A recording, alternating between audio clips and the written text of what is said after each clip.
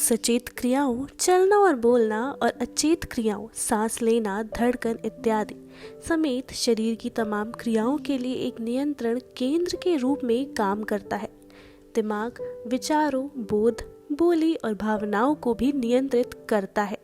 चाहे किसी जोरदार चोट से या फिर क्लोज्ड हेड इंजरी से मस्तिष्क को होने वाली क्षति से इनमें कुछ या तमाम क्रियाएं बाधित हो सकती हैं। क्लोज्ड हेड इंजरी में कपाल में टूट या छेद नहीं होता। दिमागी चोट गंभीर हो सकती है और उसका शारीरिक एवं मानसिक क्रियाओं पर जीवन भर के लिए असर पड़ सकता है। इसमें चेतना खत्म होना, याददाश्त या व्यक्तित्व उलटना, आंशिक या पूर्ण लकवा शामिल है। Traumatic brain injury TBI motor वाहन दुर्घटनाओं, गिरना, हिंसक घटनाओं और खेल में चोट लगने से होती है। यह महिलाओं के मुकाबले पुरुषों में 2 गुना होती है। अनुमान के अनुसार इसकी दर प्रति 1 लाख में 100 है और हर साल 52,000 लोग मर जाते हैं। यह सबसे ज्यादा 15 से 24 साल की उम्र और 75 साल या उससे ज्यादा की उम्र वाले लोगों में होती है।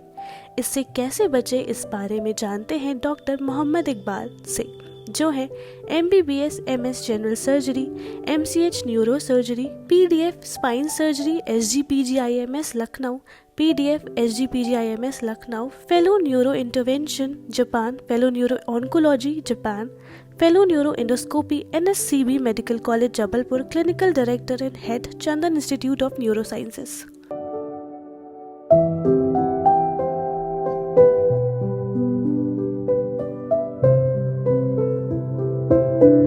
नमस्कार, आप देख रहे हो इन्हें न्यूज़ और मैं आयुषी। आप सभी का स्वागत करती हूँ हमारे इस खास कार्यक्रम हेल्थ लाइन में। यहाँ हम आपको रूबरू कराते हैं रोगों से, जानकारियाँ देते हैं, मिलवाते हैं डॉक्टर्स और एक्सपर्ट से। और आज इसी क्रम में हमारे साथ मौजूद है चंदन हॉस्पिटल से डॉक्टर इकबाल सर। पहले तो बहुत बहुत स्वागत है आपका हमारे इस खास कार्यक्रम में। Thank you. आज हम बात करेंगे हेड इंजरी के बारे में। हेड इंजरी बहुत से रीजंस की वजह से हो जाती है, जैसे कि तो आज हम मेनली जानना चाहेंगे सर से कि सर जो हेड इंजरी होती है उसका मुख्य कारण क्या होता है। जो आप लोगों ने टॉपिक चुना है हेड इंजरी, एक बहुत कॉमन सा टॉपिक है और सबके परिवार में कभी ना कभी किसी को एक्सीडेंट होने के बाद सर में चोट ज़रूर लगती है। लेकिन ज़्यादातर लोग इसको इग्नोर कर देते हैं कि अरे सर में चोट है या हल्की फुल्की खरोच है। यूजली जो स्पेशलिस्ट कंसल्टेंट हैं उनसे कंसल्ट नहीं करते, जो कि एक बहुत ही जिसे बोल सकते हैं गैर जिम्मेदाराना बात होती है। तो इसके लिए सबसे इम्पोर्टेंट ये है कि अगर आपको चोट लगती है, सर में चोट लगती है, तो आप तुरंत जो भी स्पेशलिस्ट है, न्यूरोसर्जन या जो भी अवेलेबल है क्वालिफाइड डॉक्टर, उसको ज़रूर दिखाएं। एक CT स्कैन ज़रूरी होता है कराने के लिए कि उसमें ये पता करने के लिए क्या अंदरूनी कोई गंभीर चोट तो नहीं है, क्योंकि बहुत से समय ऐसा देखा जाता है कि मरीज़ को उतना ज़्यादा दिक्कत नहीं होती है, लेकिन बाद में उसको दिक्कत होना शुरू होती है। तो अगर वो पहले ही हमको पता चल जाए CT स्कैन के थ्रू कि मरीज़ को अंदरूनी चोट है कि नहीं है ये, तो उसके इलाज में बोल सकते हैं कि काफ़ी बेहतर इलाज किया जा सकता है अगर सही समय पे हम लोग उसको पकड़ लें कि उसको क्या दिक्कत हुई है। सर, क्या हेड इंजरी के कुछ प्रकार भी हो सकते हैं? हेड इंजरी का प्रकार तो हम इसी सीधी भाषा में इस तरह बोल सकते हैं कि हेड इंजरी या तो एक मामूली हेड इंजरी जिसे हम लोग moderate to mild head injury बोलते हैं, या तो severe head injury. Severe head injury में मरीज़ ज़्यादातर अनकॉन्शियस हो जाता है ऑन द स्पॉट ही, तो उसको तुरंत अस्पताल लेके जाना होता है और उसमें जितनी आप देरी करेंगे उतना मरीज़ के लिए नुकसान हो सकता है। और सबसे बड़ी बात यह है कि हेड इंजरी हो क्यों रही है आजकल के ज़माने में। The most common cause of getting head injury की जो नौजवान लड़के होते हैं, दे डोंट यूज़ हेलमेट। और हेलमेट ना पहनने का कारण सबसे बड़ा है अपने आप को अच्छा दिखाना। लोग सोचते हैं कि हम हेलमेट लगाएंगे उनके हेयर स्टाइल ख़राब हो जाएगी, लेकिन उसके उस हेयर स्टाइल बचाने के चक्कर में वो एक ऐसी चीज़ गंवाते हैं जो हो सकता है कि ज़िंदगी भर दोबारा ना मिले। तो ये एक बहुत बड़ी इंपॉर्टेंट चीज़ है कि वो इस चीज़ का ध्यान रखें। And without helmet they should not drive. यहाँ तक कि अगर घर के बगल में भी जाना है आप हेलमेट पहन के जाएं, क्योंकि मेरे पास बहुत से ऐसे केस आए हैं, पेशेंट बोलते हैं कि मैं बस बगल में 200 मीटर जा रहा था गाड़ी लेके और सामने से गाड़ी आई, टक्कर आ गई, और patient has a severe head injury कि वो कोमा में चला गया या ICU में। सो इसका बहुत ध्यान रखना है कि बिना हेलमेट गाड़ी ना चलाएं। Sir we all know that prevention is better than cure, तो हेड इंजरी को हम कैसे प्रिवेंट कर सकते हैं? Yes, of course. The only way is to wear helmet, never to do rash driving. आप जो है आराम से चलाएं, धीरे चलाएं। और मोस्ट कॉमन कॉज, क्योंकि हेड इंजरी का रोड ट्रैफिक एक्सीडेंट होता है, हम ये भूल जाते हैं कि कुछ अदर रीजंस भी हैं हेड इंजरी के, जैसे डोमेस्टिक वायलेंस, या घर में बहुत से हमारे पास बच्चे आते हैं कि छत से गिर गए। तो ये एक बहुत इम्पॉर्टेंट है कि घर में अगर है छत पे बच्चा आप ले जाते हैं या बाउंड्री वॉल छोटी है तो माँ बाप साथ में रहें, अकेले ना छोड़ें।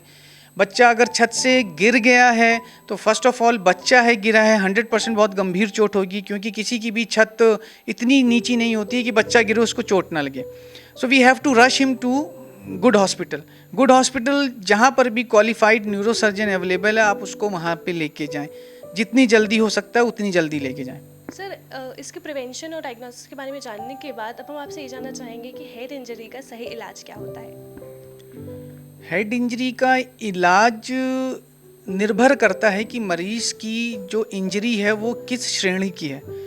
अगर वो माइल्ड टू मॉडरेट का मतलब है कि मरीज़ को सर में चोट लगी, मरीज़ को बस हल्का से खरोच आई है, या मरीज़ को सिर्फ वहाँ पे थोड़ी देर के लिए अनकॉन्शियस हुआ है, जिसे हम लोग ल्यूसिड इंटरव्यू बोल सकते हैं, तो उसके लिए मरीज़ को अस्पताल लेके आना है, हमें सीटी स्कैन कराना है, देखना है उसमें अगर कोई इंजरी नहीं है, कोई भी ब्लीडिंग नहीं हुई है, कोई ऐसा कंटूजन नहीं है, then we have to admit that patient for minimum of 2 to 3 days, because अगर हम उस पीरियड में उसका अच्छा इलाज कर देते हैं अस्पताल में, तो चांसेस जो उसके ड्रॉबैक्स हैं हेड इंजरी के वो बहुत कम हो जाते हैं।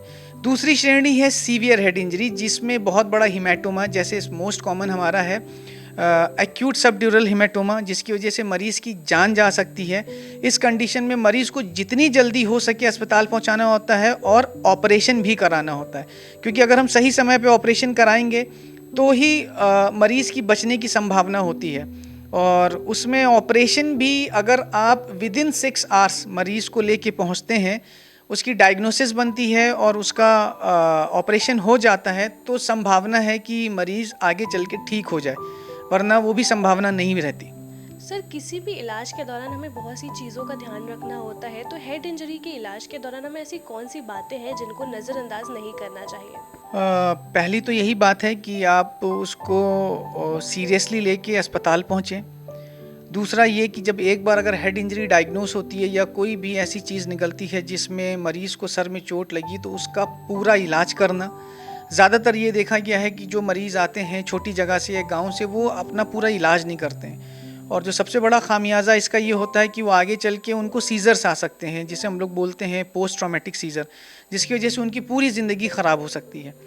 उसके बाद बहुत से ऐसे मरीज़ होते हैं सर में चोट लगने के बाद जिनकी याददाश्त चली जाती है, तो अगर हम ये चाहते हैं कि याददाश्त वापस आ जाए, तो उसके लिए भी मरीज़ को रेगुलरली डॉक्टर को दिखाना होता है। और फिर आगे चल के कि ऐसी घटना ना घटे, ये भी बहुत इम्पॉर्टेंट है। बहुत से लोगों को हल्की फुल्की चोट लगती है, लेकिन फिर वो उसी rash driving without helmet, second injury can be a life threatening and it's to an extent that patient can die on the spot. So इस चीज़ का बहुत ध्यान रखना है हम लोगों को।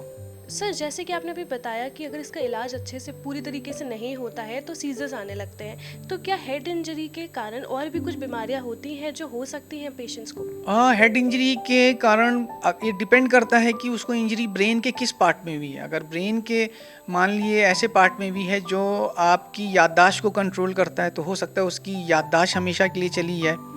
ये भी हो सकता है कि पेशेंट को अगर इंजरी विजुअल कॉर्टेक्स में हुई है, जहाँ से हम देखते हैं, तो हो सकता है वो आगे चल के कभी देख ना पाए। फिर अगर उसको वहाँ इंजरी हुई है जो सोचने समझने की शक्ति को कंट्रोल करता है, जिसे हम बोलते हैं intelligence, the power of intelligence which lies on a frontal lobe, अगर वहाँ चोट लगी तो हो सकता है पेशेंट को थोड़े साइकोटिक सिम्टम्स आ सकते हैं। पेशेंट को वहाँ चोट लग गई है जो हमारे हाथ पैर को चलाने में मदद करती है, तो हो सकता है मरीज़ का हाथ पैर एकदम कमज़ोर पड़ सकता है, यहाँ तक कि इतना कमज़ोर पड़ सकता है कि वो ज़िंदगी भर अपाहिज की तरह ज़िंदगी बिता सकता है। सर जो हेड इंजरी होता है उसके इलाज के बाद हमें रिकवरी में कितना वक्त लगता है? ये तो डिपेंड करता है कि पेशेंट को किस श्रेणी की इंजरी है। यूजुअली अगर सीवियर हेड इंजरी है जिसमें सर्जरी की ज़रूरत पड़ गई है तो आप मान के चलिए कि उसको रिकवर होने में हो सकता है 1 से 2 साल भी लग सकते हैं। और कुछ ऐसे पेशेंट हैं जिनको सीवियर एक्सट्रीम सीवियर इंजरी होती है, दे मे बी बेड